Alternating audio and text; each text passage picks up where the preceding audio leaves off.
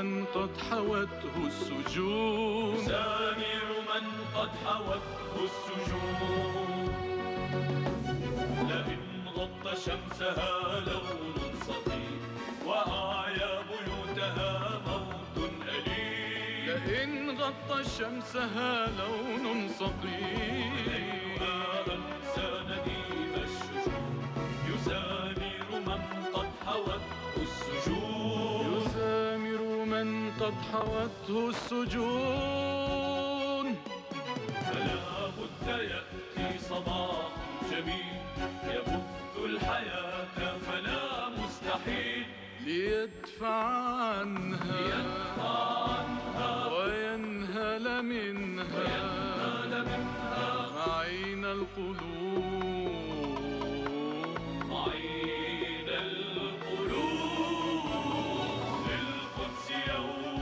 للقدس يوم للقدس يوم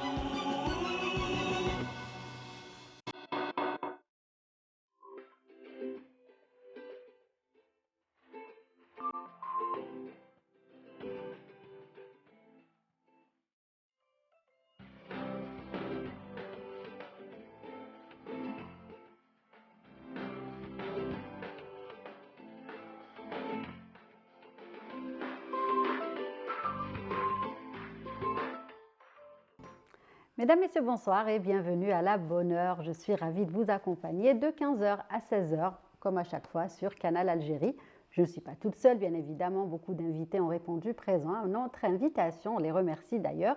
Et aujourd'hui, j'aurai le plaisir de recevoir tout d'abord Madame Djehdou Dalila et avec elle, nous allons parler de l'importance de l'industrie culturelle. Elle sera accompagnée d'une artiste que nous aimons tellement, il s'agit de Djahida Ouadef.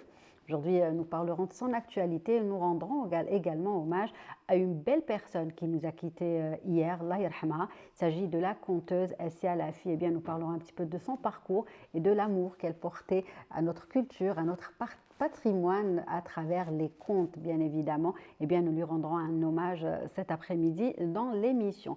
Et puis, nous parlerons de cette atroce actualité, toujours et encore, de ces crimes contre l'humanité. Et aujourd'hui, nous aurons avec nous un jeune Palestinien pour parler de ce qui se passe et de la souffrance du peuple frère, le peuple palestinien. Mina Abed sera également avec nous et dans sa rubrique Nostalgie, elle nous parlera du Debka. Voilà, donc elle nous dira tout. Et puis, un jeune producteur sera également avec nous. Il s'agit de Anis Belhoul.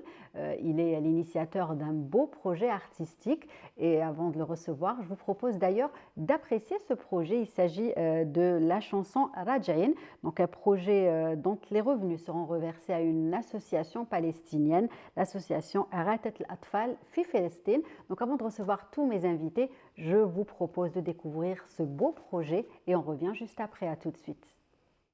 Chanson en tout cas que nous venons de découvrir en exclusivité sur Canal Algérie, donc un collectif d'artistes du monde arabe, des stars aussi, et l'initiateur du projet, le producteur, va nous en parler. Sans plus tarder, je vais présenter mes invités. Je vais commencer par Anis Belhoul. Marhaba. Marhaba. Ça va? Anis Belhoul. Ça va, merci. Merci d'avoir accepté. Merci pour l'invitation. Merci à vous de l'avoir accepté et merci pour ce beau projet que vous nous avez apporté. Merci. Voilà. Alors, ce projet... Oui, on va en parler. On va quand même présenter on va les présenter autres. tout le monde, d'accord. Voilà, on va présenter les autres invités. Donc, Mahmoud Abou Marsa. صحيح. مرحبا. هلا بك. مرحبا بك.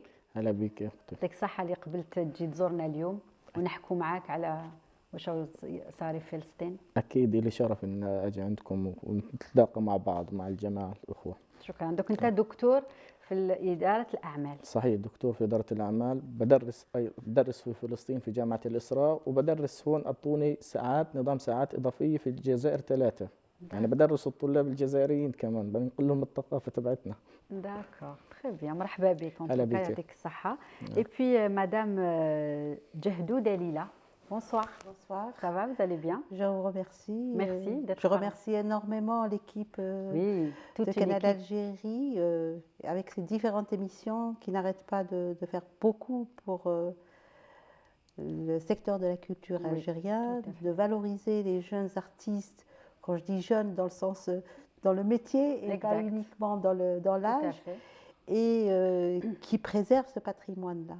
Exact. Un grand merci. Merci. Une grande pensée à Sia, la conteuse, Oui.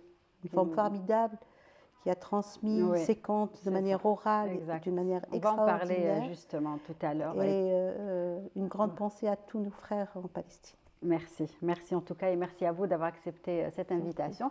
Et je vais finir par Jahida Ouadef. Comment ça va? Ça va, merci, c'est gentil, Marhaba merci. bik. Merci beaucoup pour cette invitation. Merci. Et je à suis vous. toujours ravie de venir dans vos émissions, l'émission de Canal Algérie et surtout être face à un grand public Tout à fait. national et international. Tout à fait. Et En tout ça, cas, merci. c'est magnifique. Et à chaque fois, nous sommes ravis de vous C'est avoir très avec gentil. nous. Pas spécial, là, c'est une nouvelle émission, mais donc, c'est-à-dire toutes les émissions Oui, de non, Canal vraiment, je Algérie. suis vraiment tout- très contente parce que Canal Algérie suit énormément mes actualités et essaye avec le visuel de mémoriser le patrimoine et de retenir Tout à nos fait. activités. Et ça, Exact. c'est vraiment très, très important. Très bien. En tout cas, merci d'être Merci parmi beaucoup. nous, Jahida, cet après-midi. Merci. Et je vais commencer par Anis Belhoul.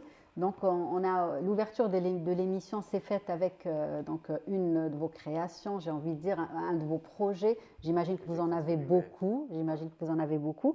Et donc, il s'agit du collectif Rajain. Alors, Rajain. donc, parlez-nous de cette idée, comment vous l'avez eue, comment elle a vu le jour et comment elle a pu être concrétisée surtout.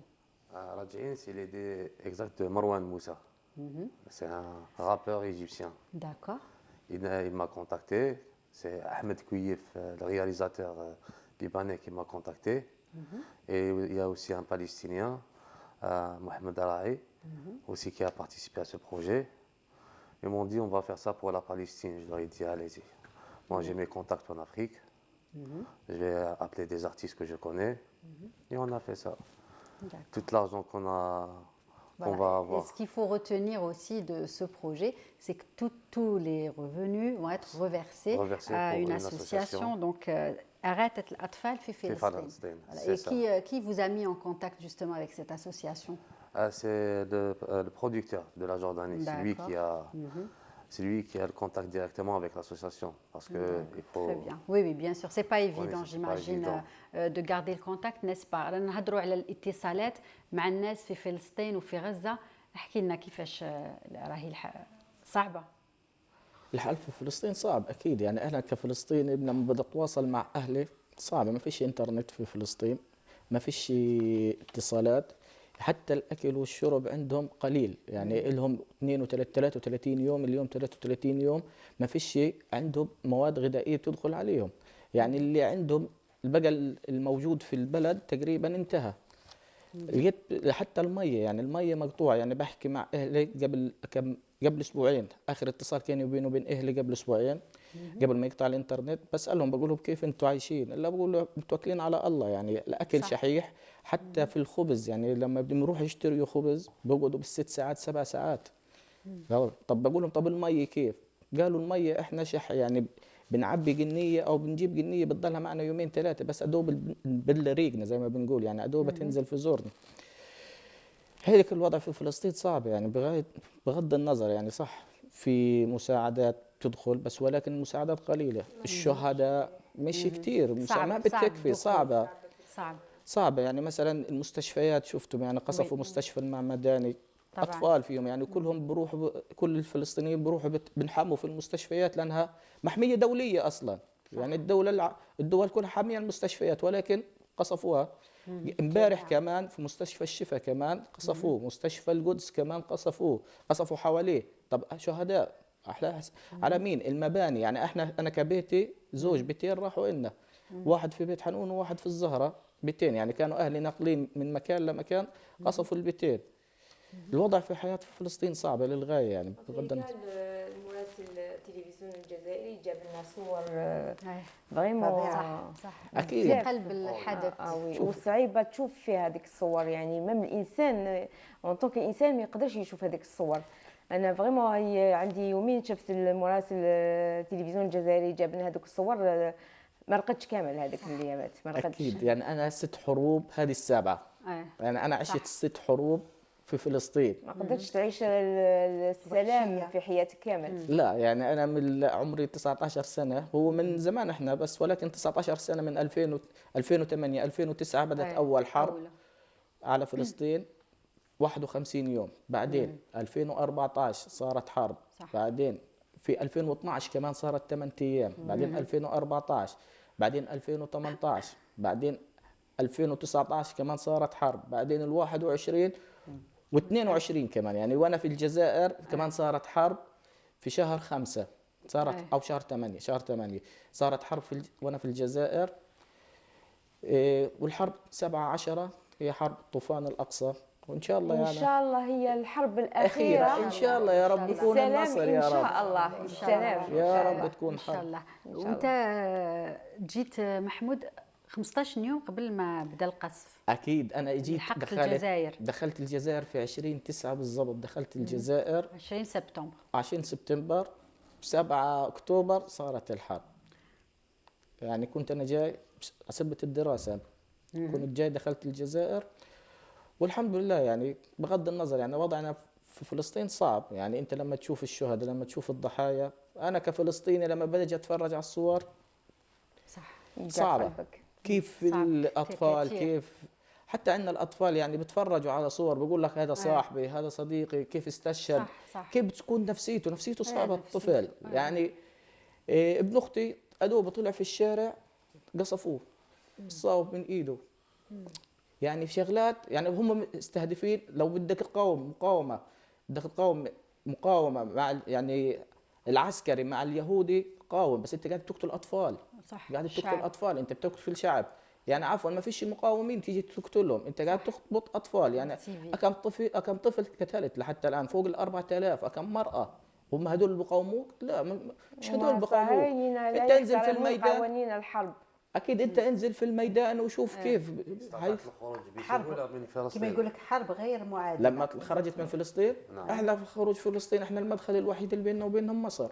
أوكي. يعني لازم تروح رحت المصر. لازم اروح على مصر، تقعدي يوم كامل المطار في الطريق، تنامي في المطار، وبتيجي طيارتك تقدر تركب. بتاخدك صح. على الجزائر او على اي دوله. وانت اليوم كي راك هنا في الجزائر يعني يقولوا سعيد الحظ او لا، ما على باليش، ما نقدرش نقول لك، انت على بالك الله اعلم. في وطن. بصح عندك عائله جيماجين، واسكو هل تستطيع التواصل معهم؟ عندك يعني اخبار راهم ملاح؟ شوفي انا الي اسبوعين، يعني انا والله ما بكذب عليكم، يعني انا بمسك الجوال وعلى التليجرام بتفرج بشوف هل لهم اسم ولا لا في الشهداء. شوفي كل يوم صح. يعني صح. يعني انا برقد الساعه 3 الساعه 4 بس يطلع الفجر عندهم، هو فرق بيننا وبينهم ساعتين. يعني انا بقول يعني الساعه 6 بتكون عندنا الساعه 5 4 ساعتين. بقول صحيوا خلص بطمن عليهم، بطلع على الاخبار لانه اغلب القصف بصير في الليل. بصير اطلع هل اهلي استشهدوا ما استشهدوش، يعني انا منتظر في اي لحظه اهلي يستشهدوا هيك كشعب فلسطيني احنا. لانه الوضع عندنا صعب، يعني انت قاعد تضرب مدنيين ما بتضرب عساكر. صح. لو انك تضرب عساكر بنقول ماشي، عسكري لعسكري مواجهه، بس ولكن المدنيين ايش ذنبهم؟ يعني عفوا صح. الطفل لما بلاقيش يشرب ميه ولا ما ياكل، ايش ذنب الطفل؟ صح. وي. C'est des crimes contre l'humanité. اكزاكت. ربي معك كما يقولوا، ان شاء الله تسلك بخير، وان شاء الله إن شاء الله. نتمنى كل خير ان شاء الله لفلسطين وللشعب الفلسطيني خاصه. يا رب. دونك نولي لك انيس بالهود نولوا الاغنيه كيفاش لي بارول كومون سا لو بروجي voilà a été monté, j'ai envie de dire. Bon, la plupart en Afrique, ils ne comprennent pas Darja Tahna. Bien sûr. Ouais. Alors les artistes en Afrique, ils ont Les chanté. propres à nous, Ouais. algériens. Tunisiens, ils ont chanté en arabe. Voilà. كيف يقولوا؟ العربية الفصحى. العربية الفصحى pour le message passe partout dans le monde arabe. Bien sûr. Et on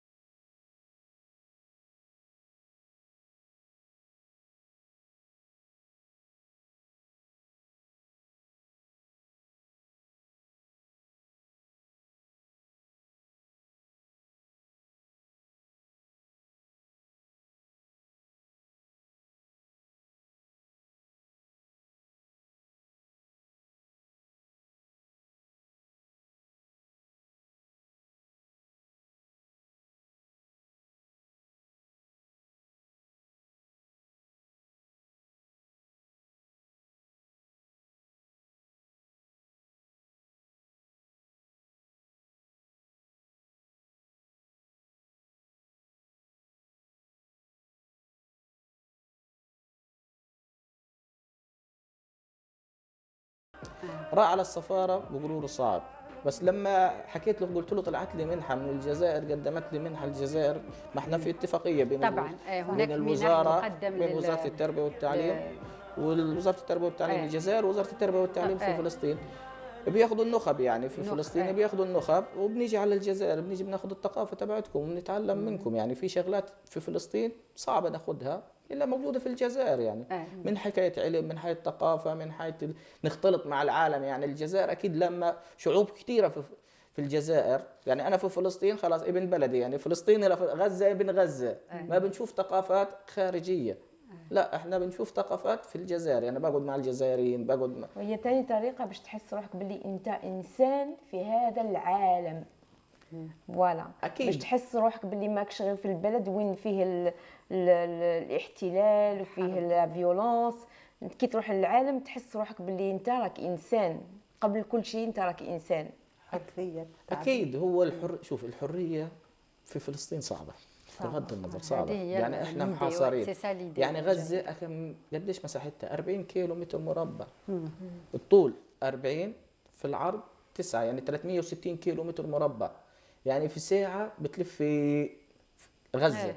وغزه هي اللي صامده، يعني بغض النظر غزه هي اللي فيها مقاومه، هي اللي صابره. بعدين عندنا احنا البحر من الشمال احتلال، من الشرق احتلال، الغرب البحر، الجنوب رفح. هو المدخل الوحيد اللي بيننا وبين مصر والدول العالم، واحنا صعبين كمان ندخل، يعني مش اي واحد بدخل المعبر. علشان هيك احنا بنتمنى من الله عز وجل تحل الامور وان شاء الله وترجع فلسطين كلها، واخواننا في الضفه ربنا يحرر اسر، برضه اخواننا في الضفه نفسنا احتلال وحصار، يعني ما بيقدروا يعملوا اي شيء. هم بالعكس هم اللي عندهم المناطق مقسمه بينهم وبين الاحتلال، يعني لما بده يدخل من منطقه لمنطقه لازم يمر على حاجز للاحتلال. وهذه صعبه كمان، يعني اصعب. احنا بالنسبه لنا حاسين حالنا ما فيش عندنا حواجز. يعني انت بتروحي من بيت حنون لرفح ال 40 كيلو بدون ولا حاجز، لانه ما فيش ولا جندي احتلال في غزه. ولكن الاحتلال وين؟ على الحدود، على الحدود محاصرين هم زي علبه الكبريت زي ما بنحكي، محاصرين وانتم في النص. لا بتقدم لكم اكل ولا شرب. يعني احنا بتذكر في 2007 من 2007 لحديت 2018 تقريبا كانت الشغله اللي كانت، يعني احنا كان عندنا نظام الشيكل، احنا العمله تحت الاحتلال لانه احنا مربوطين معهم. الشغله الشيكل تكون 3 شيكل، يعني الضعف لانها مش موجوده. راحوا اخترعوا الفلسطينيين قصه الانفاق حسبت انهم يدخلوا، يعني ناس مش محتاجه. لما دخلنا هذه فكت الامور، صارت العالم تيجي تشوف غزه بس، ولكن في الاخر بقول لك احنا نضلنا مع غزه صعب. هي ظروف صعبه، والان راهي اصعب. يعني اصعب حرب مرت على فلسطين الحرب هذه، مع انه كانت في حصار. يعني انت ما فيش اكل تقولي في اكل كثير في فلسطين، لا كان في حصار. يعني نشوفوا هذه الخريطه، نشوفوا هذه خريطه فلسطين كلها. هذه خريطه فلسطين، يعني هي بيننا وبينهم مصر. مساحه فلسطين 27,000 كيلو متر مربع. يعني عندنا تفضل. يعني مثلا عندنا عكا محتله مع اليهود بس، ولكن فيها فلسطينيين. يافا برضه محتله مع اليهود.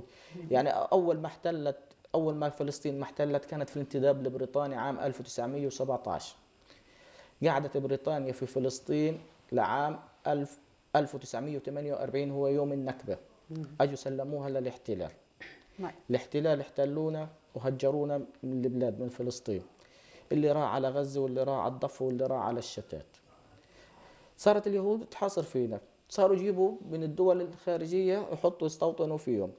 عندهم ابن بن غوريون ايش قال؟ الكبار سيموتون والصغار سينسون.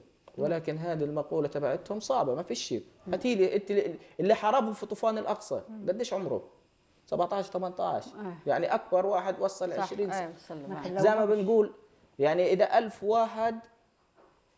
واحد دخلوا على الاحتلال وعملوا فيهم زي كتلوا فيهم 1500 و1600، فما بالك الجيل اللي بيقولوا عنه جيل الببجي.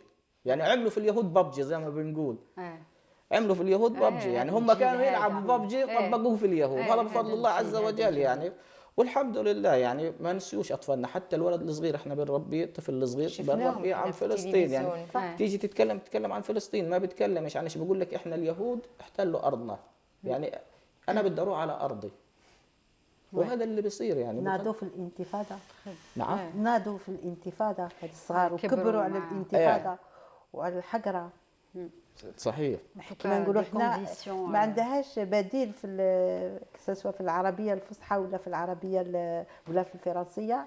الحجرة كلمة قوية قوية. طبعا الشعب ولا الشعب شفناهم في التلفزيون الأطفال الصغار لي زونفون كي témoignent qui parlent, qui portent un La message conscience. très fort et très conscient. C'est Et ça. c'est des enfants qui sont vraiment, on a l'impression que la révolte, elle est en eux. Ils sont nés avec cette révolte. Et donc, ils sont prêts à mourir pour leur pays. Des enfants qui parlent comme ça veut dire que vraiment, c'est très, très fort. En réponse à ce qu'il disait, il n'y a pas de Nicienne, au contraire. Il y a un ancrage de plus en plus profond de la volonté de rejeter cet humanisme, cette hagara. Voilà. Je dis bien hagara parce que c'est très fort. Ça se traduit pas. Ça se traduit pas. qui exprime un petit peu la situation. هو ما فرنسية ما زال ما لا ما زال لسه على كي بالي نقولوا على احنا الحجرة بالي. بالعربية قوية. مقهورين يعني مقهورين، أكيد. مقهورين الشعب مقهور، الأطفال أكيد. أيضا بالعربية تحتقر. يعني احتقار. مثلا طوفان 2023 اللي صار في 7 اكتوبر لسه صار، شعب بحاصر، وين بده يفرغ الطاقه تبعته؟ يعني انت لا موفر لي اكل، لا موفر لي شرب، لا موفر لي حياه معيشيه صعبه، وين بدي افرغ؟ ما فيش الا للاحتلال. يعني انا بدي اروح، بدي اقول لك انا بدي اجيب ارضي، انا بدي اعيش زيك، بدي اعيش. صح. انت جيت على ارضي، مش لازم تكون في ارضي اصلا، بس ولكن الامور صعبة يعني. عملوا الجماعة وعملوا المقاومة يعني، بغض النظر انها اشتغلت وجابت، بس ولكن الامور صعبة يعني. عارفين انه حيكون علينا رد سلبي، بس ولكن بقول لك اموت شهيد ولا اموت من الجوع. صح. هيك عندنا قاعدة، اموت شهيد ولا اموت من الجوع. وعشان هيك احنا بنقاوم وبنجاهد يعني. ارض وحصار، يعني واحد انت بتحصريه وبتخنقي عليه كل شيء، بده ينفجر اكيد. طبعا لازم يكون ردة فعل اكيد يعني ردة فعل. انتم كيفين لازم تنعموا في ارضنا قاعدين، صح. وانا انت قاعد بتحاصر فيي، لا بتدخل لي اكل ولا شرب ولا ماء ولا اي شيء، حتى بتتحكم فيي، بتفتح المي. الكهرب من 2005 وقديش بتجينا 8 ساعات في اليوم. كهرب 8 ساعات يعني، ادوب نشحن الجوال زي ما بيقول الموبايل، نشحن الموبايل بس. يعني اللي بدها تطبخ ولا تعجن بتطبخ وبتعجن في نفس ال8 ساعات هذا. حتى لو اجت في الليل بتلاقيها بتقوم بتغسل وبتعجن وبتطبخ كي تكون على الكهرب، عشان الكهرب جاي. إننا من 2005. طب اليوم قديش التاريخ؟ 2023. عمر يعني 13 سنة 14 سنة واحنا محاصرين. الوضعية صعبة جدا، ولهذا احنا هنا اليوم باش نتكلموا مع الناس اللي يشوفونا ومع الفلسطينيين اللي يشوفونا تاني. نجيبوا اشخاص هنا معنا في الاستوديو باش نتكلموا على هذه الحالة ونتقاسموا معكم هذه الظروف الصعبة جدا. يعطيك الصحة. نكملوا، مازال ما كملناش، مازالت الحصة طويلة. دونك Anis Belhoul, on va vous libérer parce que vous êtes très occupé. Merci donc d'être venu et d'avoir partagé ce projet avec nous. Donc on rappelle le projet Raj'in, donc un projet dont les revenus seront reversés à une association palestinienne pour aider bien évidemment des enfants. Merci, Yatek Saha. Bonne continuation et n'hésitez pas à revenir nous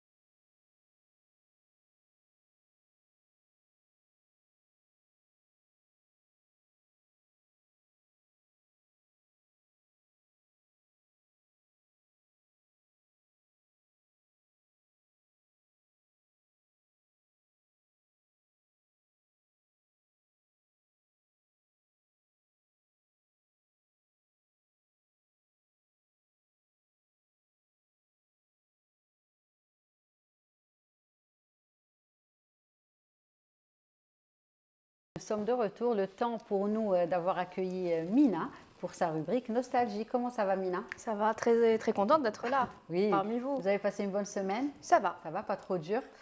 Un petit peu. Un petit peu. Ça, Je me plains pas. Je me plains pas. D'accord. En tout cas, aujourd'hui, toujours Nostalgie. Et vous avez opté pour... La danse, une danse... C'est pas très particulier.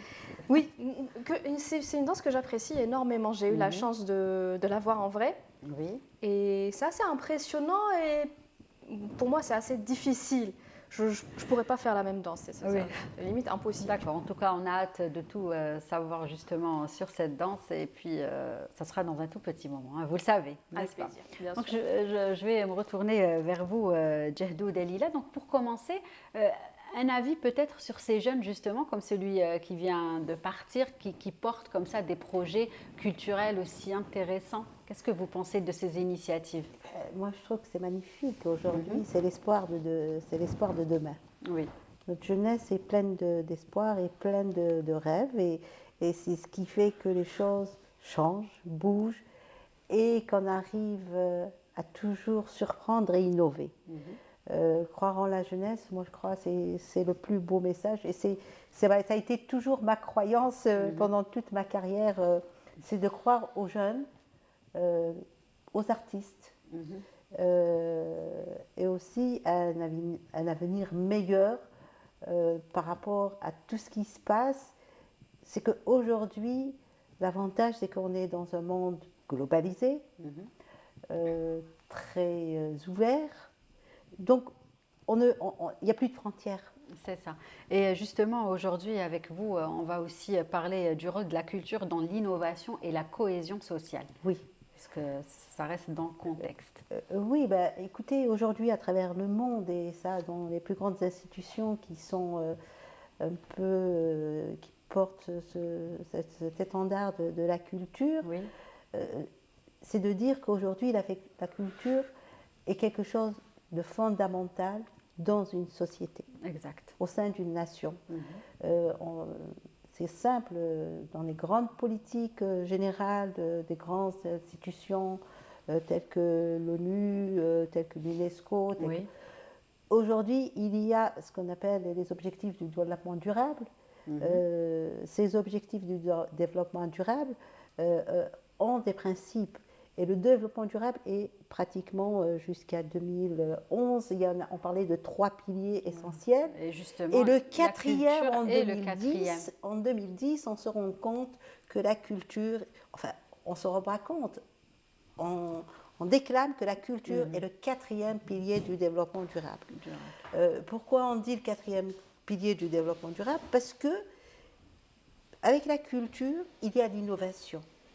Il y a la créativité, il y a tout ce qui permet de pouvoir mettre le ciment entre les 3 premiers piliers. Ça veut dire le premier qui est l'humain. Quand on parle de l'humain, c'est le facteur essentiel de tout développement et tout progrès. Donc l'humain, avec la culture, qui est le premier pilier, qui est l'inclusion sociale. Une inclusion sociale ne peut se faire qu'à travers des comportements. Donc ça veut dire une culture. Quand je vais quelque part, si je ne connais pas la culture de ce pays, si je ne connais pas la culture, je ne peux en aucun cas m'insérer, je ne peux pas. Donc il y a cet aspect culturel. Ensuite, il y a l'aspect économique. Aujourd'hui, et lors des dernières années, avec toutes les crises dans différents secteurs, on s'est rendu compte, et les écrits sont un peu partout, de dire que le secteur de la culture, des industries culturelles et créatives, à travers le cinéma, les jeux vidéo, tout ce qui se passe, aujourd'hui est devenu une niche de création d'emplois. C'est ça, oui. Une véritable niche de création d'emplois et d'innovation dans le domaine qui permet une relance en partie de l'économie. D'accord. Et le dernier, qui est le 3e pilier, qui est l'environnement. Aujourd'hui, un équilibre de l'environnement à travers la culture. Ça veut dire quoi? Ça veut dire que c'est les bonnes pratiques que nous avons appris. C'est par exemple ce que j'ai expliqué, c'est de revenir vers, j'ai donné un simple exemple dans notre pays, de revenir vers une construction par exemple avec le béton de terre stabilisé vers le sud, ce qui nous permet de devenir plus cher, mais garder l'équilibre. C'est aussi revenir à ne plus utiliser tous les produits chimiques. C'est donc dans le comportement culturel de l'humain. Très bien. Il y a aussi, donc, et la culture vient bien sûr, comme quatrième pilier. Quatrième pilier. Donc, et justement, on va continuer d'en parler, parce qu'il y a aussi le concept de l'intelligence culturelle. Oui. Avant de parler de l'intelligence culturelle, qui est un concept qui a été émis par l'UNESCO en 2011, un concept tout à fait nouveau, je parlerai qui est ce qu'on appelle l'intelligence économique appliquée au champ de la culture. Je reviendrai pour dire un peu que pourquoi la culture aujourd'hui, c'est quelque chose d'important parce que c'est tous les aspects pratiquement humains et les relations qui vont permettre de mettre en valeur la créativité, la connaissance, parce qu'on va rechercher, on va s'intéresser à l'autre. Oui. Donc c'est de connaître la connaissance, c'est aussi la diversité, ça veut dire s'accepter avec nos différences, ce qui permet réellement d'aboutir à un dialogue. Et ce dialogue, c'est le fondement de toute paix sociale, mais aussi de tout progrès. Ça veut dire que quand on est tranquille, vous voyez un peu, on parlait de la Palestine, le fait qu'on détruise tout, on ne peut en avoir, il n'y a aucune cohésion, les gens, il n'y a pas de liberté. Tout à fait. Et ça, c'est autre chose. Par contre, dans notre nation, si nous, on libère des initiatives, on accepte en soi-même, il y a c'est pour ça que je dis, dans toute nation, ces fondamentaux sont quelque chose d'important. Pour revenir à l'intelligence culturelle, c'est quelque chose dont je me suis particulièrement intéressée et je me suis intéressée à un volet très particulier où j'ai pu faire plusieurs communications par rapport au patrimoine. Au patrimoine, quand on parle de patrimoine matériel et immatériel, et le patrimoine est la source d'inspiration de la créativité des industries. Quand on va voir des films, on s'inspire de notre patrimoine, de notre histoire. Par exemple, quand je vois certaines productions cinématographiques, on s'est inspiré quoi? D'une région, parce que cette région, elle a tout son patrimoine, tous ses us, toutes ses cultures.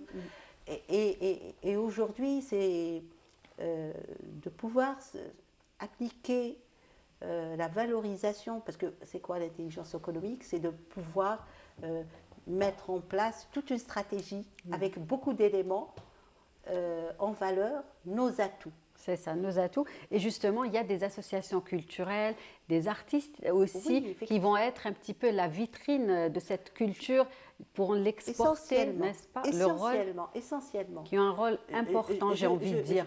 Ben oui, et ça, ils sont mis en valeur souvent, parce que actuellement chez nous, essentiellement, c'est l'État qui est le moteur un peu de la culture. Ces échanges culturels. Voilà, normalement le relais devrait être pris par les artistes en s'organisant en corporation, parce qu'ils s'approprieront la culture en eux-mêmes. Aujourd'hui, il y a des initiatives. Moi, je prends le Dima Jazz, qui est un festival, un grand événement qui draine énormément de monde. Jazz.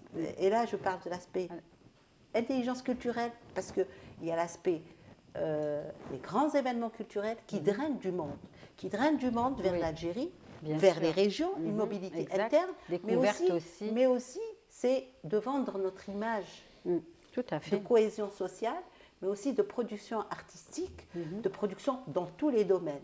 Exact. Aujourd'hui, donc l'essentiel dans toute cette démarche-là, on a besoin d'une meilleure organisation des corporations, des métiers, pour qu'ils se rallient, pour pouvoir être de meilleure production. Voilà, pour concrétiser de beaux projets pour la promotion justement de la culture. Que ce soit au niveau, en termes de gouvernance, que ce soit au milieu national ou local, de véritables partenariats avec les autorités locales, avec l'État et avec la société civile.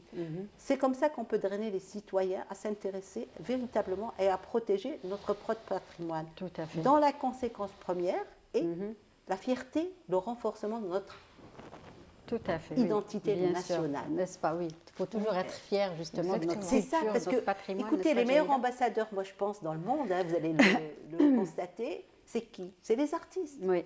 Je vais vous donner des 5 exemples. Les dernières 10 dernières années, qui fait la une de toutes les productions? C'est les Turcs. Oui, c'est vrai Ils ont à travers le cinéma, c'est comme Hollywood, l'image des États-Unis a été façonnée à travers Hollywood. Après, il y a eu l'Égypte, les films égyptiens, les Égyptiens, des tendances. Après, il y a un temps. Après, on est passé aux Turcs, c'est vrai, Syriens un peu, et après les Turcs, en tout cas, et ça se succède. C'est des tendances. On peut dire que c'est des tendances, presque.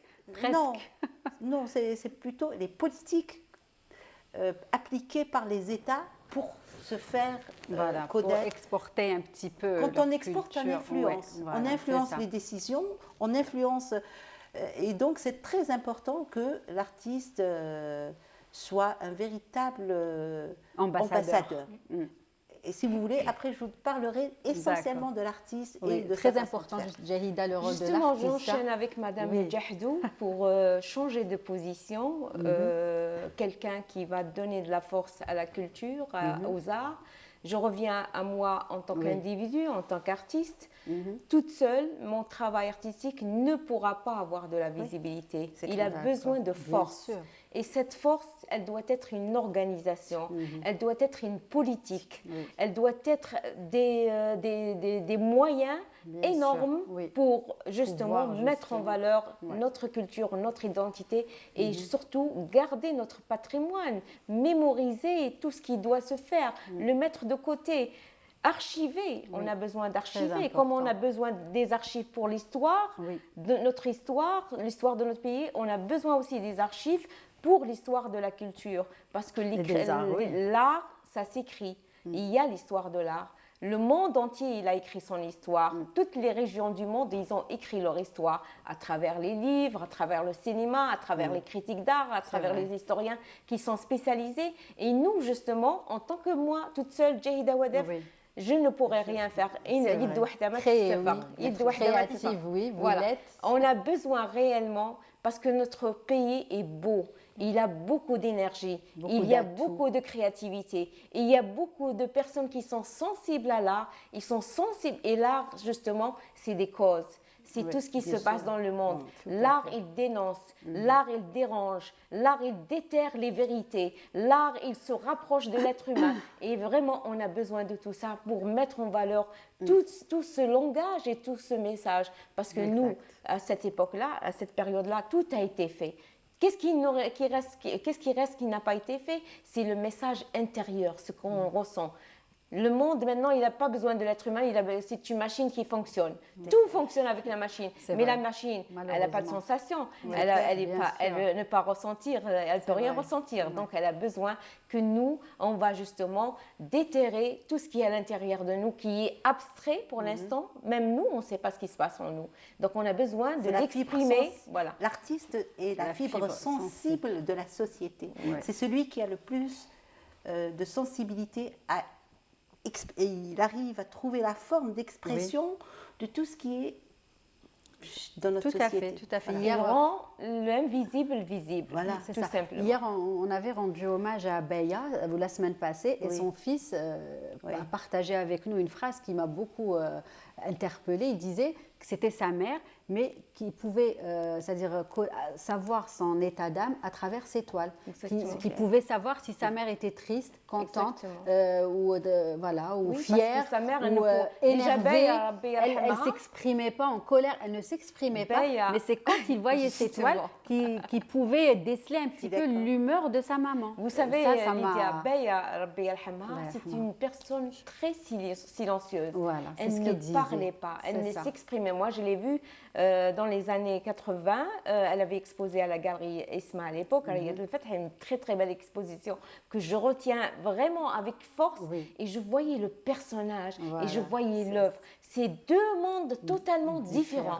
Et justement, l'œuvre, elle dévoile justement cet être humain qui ne peut rien dire, qui n'exprime pas. Voilà, exactement. Et ça, c'est vraiment de la magie. Oui. Je trouve que l'art est magique. Oui. Il peut justement métamorphoser le monde. Et on a besoin de soutenir l'art, toute expression artistique et toutes les créativités de l'esprit pour justement éviter les guerres, éviter l'incompréhension. Moi, j'ai peur de l'autre parce qu'il ne s'exprime pas. L'art, il s'exprime à sa place.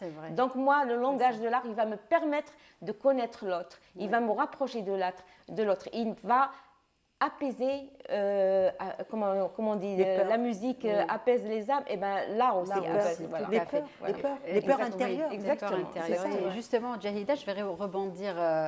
On parlait de Beya, Allah yarhamha, et là je tenais absolument à rendre hommage aujourd'hui avec vous et avec tous nos invités, parce que vous aussi vous connaissez, donc d'une grande dame qui nous a quitté, El Barah, Allah yarhamha, Assia Lachi, la conteuse.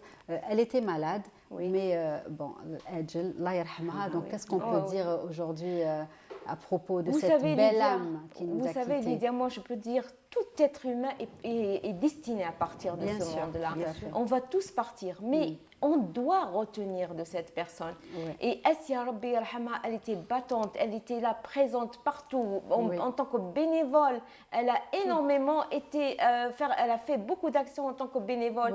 Et qu'est-ce qu'elle nous transmettait? Elle nous transmettait nos valeurs, elle nous transmettait le passé, elle nous transmettait notre patrimoine et notre identité à travers ses contes. Et ces contes, moi j'estime la moindre des choses, c'est pour lui porter hommage et porter hommage à son combat, c'est de rassembler tous ces contes et les mettre dans un endroit sain et sauf qui va permettre aux générations futures de le voir et de s'imprégner de cette créativité. Donc la moindre des choses, c'est de retenir la personne, elle part, mais les écrits et les créativités restent. Comment ils resteront? Ils ne resteront pas comme ça avec les bras croisés, ils le resteront avec un travail, un effort, un investissement matériel, humain et sentimental. Et moi, je trouve que Assia Rabbi Yarhamha ou Saliha, elle a énormément travaillé. Et vraiment, moi, hier, j'étais sous le choc d'apprendre cette nouvelle. Et vous savez, devant cette nouvelle, qu'est-ce qu'on peut faire, nous? On peut changer le monde, on peut changer. Et perpétuer ces travaux, c'est ça, valoriser. Et justement, vous parliez des générations futures. Elle partageait beaucoup ses contes avec des enfants, justement. Énormément, oui. Moi, je me rappelle d'elle, j'ai travaillé directement avec elle. Il y a quelques années de ça, j'avais fait une très très belle exposition à la Galerie Racine et elle m'a contactée, elle m'a contactée, elle m'a dit « Jahida, si tu as besoin de moi, je viens avec plaisir. » Toujours. Alors je lui dis vraiment, elle m'a dit « Je viens bénévolement avec plaisir. » Vraiment, il faut préciser ça parce que ce n'est pas tout le monde qui fait du bénévolat. Elle le faisait bénévolement. Elle, réellement, elle le faisait. Et vraiment, je trouve que son geste m'a énormément touchée. Et on avait organisé, lors de mon exposition, une journée, un week-end, c'était un samedi, je me rappelle. On avait invité les enfants. Je leur ai offert le livre de coloriage et elle leur a offert les contes, ses contes. Et tout le monde, tous les enfants étaient comme ça, inertes. Leur attention était captivée par les histoires de Assia. Elle savait, elle avait l'art et la manière de transmettre les sensations à travers les mots. Et c'était vraiment de la magie. J'ai trouvé que cette magie, malheureusement, on ne va pas profiter encore de cette magie parce qu'on n'a pas su profiter encore et retenir et l'appeler, encore mémoriser, la filmer, mettre des ambiances. Et il y a beaucoup, beaucoup de supports à travers lesquels on peut retenir toute cette mémoire. Et j'espère que l'Algérie va faire encore plus d'efforts pour se pencher vers la culture. Comme a dit Madame Djahdou, la culture, c'est vraiment quelque chose de très important et elle peut changer le monde, je pense. Très bien, en tout cas, c'est mon avis en tout cas. Bien sûr, en tout cas, on tenait absolument à lui rendre hommage cet après-midi. Vraiment, c'est très gentil de lui porter cet hommage et cette pensée. Voilà. Et donc, on revient à vous, Jahida. Vous êtes toujours active à créer de belles choses, à organiser des expositions, n'est-ce pas? C'est gentil. Oui, j'essaie. Enfin, j'ai pas arrêté. Vous savez, Lydia, depuis que j'ai terminé mes études dans les années 80, et moi, je suis présente sur la scène culturelle algérienne. J'aurais aimé, bien sûr, être présente et que mon travail soit retenu beaucoup plus. Parce qu'il y a vraiment beaucoup de travaux qui sont restés éphémères à travers le temps. Et je trouve que c'est dommage parce qu'on a besoin réellement de retenir des choses. Parce que ce travail-là, ces moments de vie ne peuvent pas être encore une fois, ne peuvent pas se répéter. Exactement. Je ne vais pas encore vivre une autre fois. Tout ça, vous n'êtes pas toute seule. Je ne vais pas encore revivre un temps, je ne vais pas être éternelle. J'aimerais réellement. C'est mon souhait le plus profond, c'est quand l'État algérien retient mon travail pour le transmettre. Et justement, ce livre on va parler de ce livre que vous avez apporté de coloriage. Alors, ce livre de coloriage, il a été édité la première fois avec un sponsor qu'on a distribué à travers les hôpitaux pour les enfants malades. Et la deuxième fois, je voulais pérenniser encore ce livre parce que ce livre, je le considère comme un excellent moyen de transmission. C'est ça. C'est pas seulement de l'art-thérapie, c'est pas seulement de colorier, c'est pas le coloriage classique, l'habilité, ne pas dépasser la forme, etc. Même si je le donne à un enfant, il fait des gribouillés dessus, peu importe. Moi, ce qui m'intéresse, c'est qu'il pose le regard sur l'œuvre. Des enfants, vous savez, un enfant de 4 ans, 5 ans, il voit l'image et l'image, elle est là, elle ne parte pas. Et moi, j'ai besoin de retenir, d'immortaliser ça. Tes peintures. Exactement. Voilà. Pas seulement, parce que vous savez, mes peintures, ce n'est pas Jahida Wadef en tant que personne. bien sûr. Mes peintures, c'est l'Algérie, c'est mes rencontres, c'est les voyages, c'est les mots que j'ai prononcés, c'est les chansons que j'ai écoutées, c'est les films que j'ai regardés, c'est les révolutions que j'ai. Oui, exactement, c'est les révolutions qui m'ont touchée. Donc tout ça, c'est vraiment le vécu, il est là, à travers ces œuvres-là. Et ces œuvres-là, il faut qu'ils soient absolument transmises pour les générations, pour les vivants et pour ceux qui ne sont pas encore sur cette terre. Très bien. Enfin, la paix, moi, c'est tout ce que je souhaite sur cette terre, vraiment, c'est la paix. Très important. En tout cas, Très merci important. Jahida, merci à vous de partager tout ça avec nous. On va passer à Mina. نتكلموا على الدبكة. تكلم عن الدبكة فلسطين. صح. Mina, donc, nostalgie aujourd'hui, الدبكة.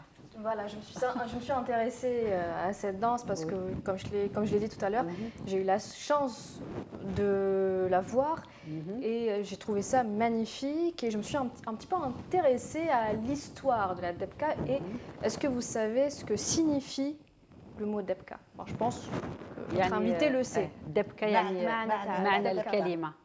تعرف معناها؟ مفهوم الدبكة الفلسطينية معروفة. المعنى كلمة الدبكة. الدبكة تدبك بيجرك. Exact, c'est ça. Oui. Mais moi, ça me rappelle Derbouka. Je ne sais pas pourquoi. Derbaka. Derbaka, oui, c'est français. Mais tu tapes. En fait, c'est le mot taper. Voilà, il y a toujours taper. لا هو بالإجر دبكة بالإجر. هذيك الطبل لا هذيك الطبل. باليد الطبل دبكة بالإجر. Derbouka donc. Oui, non, mais ça résonne. C'est vrai, effectivement. La racine du mot, on va dire. Voilà. En fait, ça veut dire effectivement coup de pied et c'est une forme de danse folklorique du Moyen-Orient, donc pratiquée dans les pays comme le Liban, la Syrie, la Jordanie, l'Irak et bien sûr la Palestine. La Grèce aussi, non? Non. Non. J'ai déjà vu des danses comme ça. C'est pas la même chose. C'est autre chose. Même les Turcs, c'est pas exactement. C'est pas la même chose. C'est pas la même chose. Oui, parce que j'ai vu. Oui, ça se ressemble un petit peu, mais non, c'est pas la même chose. C'est des voisinages. Exactement. Alors, pour son origine, les historiens ne sont pas d'accord. Alors, il y en a qui disent que son origine date du XVe siècle.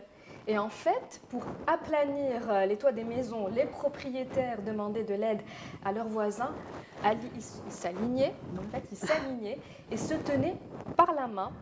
Et ils avançaient sur le toit d'un pas ferme et rythmé afin de compacter uniformément. Attention au micro, Mina, apparemment on ne vous entend pas très bien. Non, ça va? Je ne sais pas. Ouais. Là, ça va? Ça va. C'est bon? Ça va, faut pas trop bouger, je crois. Allez-y. Pas trop bouger, je ne sais pas trop. Je vais essayer. On va vous faire des chaînes. Ça va, c'est réglé. C'est réglé. Donc, alors, ils se tenaient par la main pour compacter uniformément la terre sur le toit. Donc, Et il y en a d'autres, des historiens, qui disent, qui pensent que ça remonte aux danses phéniciennes qui trouvent leur origine dans d'anciens rituels liés à l'agriculture. Donc pour ça, les historiens ne sont pas vraiment d'accord. Mais à chaque fois, quand on revient à l'histoire, il y a des divergences. Il y a beaucoup de divergences, exactement. C'est pour ça qu'on dit qu'il n'y a pas une seule vérité, mais il y a des vérités. Voilà, donc j'essaie de trouver plein de vérités. Voilà. Et trouver les intersections. Exactement. C'est ça le point commun. Tout à fait. Donc elle est souvent exécutée en groupe et implique des mouvements synchronisés des pieds et des bras. Donc, comme on peut le voir là sur l'image. Alors la debka palestinienne se caractérise par ses mouvements rapides des pieds et ses sauts synchronisés. Donc on pourra après voir une petite vidéo qui montre un petit peu ces petits, cette façon de faire ces mouvements. Et elle est souvent accompagnée d'une musique dont les paroles évoquent la situation dans le pays. Elle est accompagnée du tambour et certains instruments à cordes. Là, on est en train de voir justement à travers des des petits jeunes qui...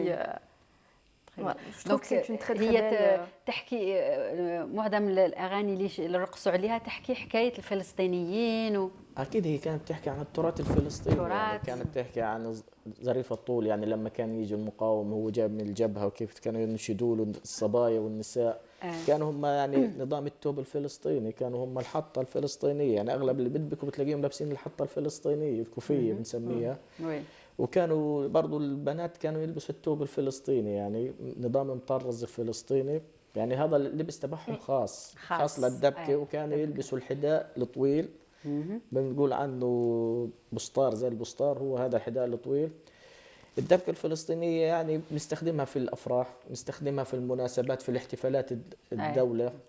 فلسطين ان شاء الله ربنا بيحرر فلسطين وتصير عندنا دوله، ولكن نستخدمها في الاحتفالات، في المناسبات السعيده.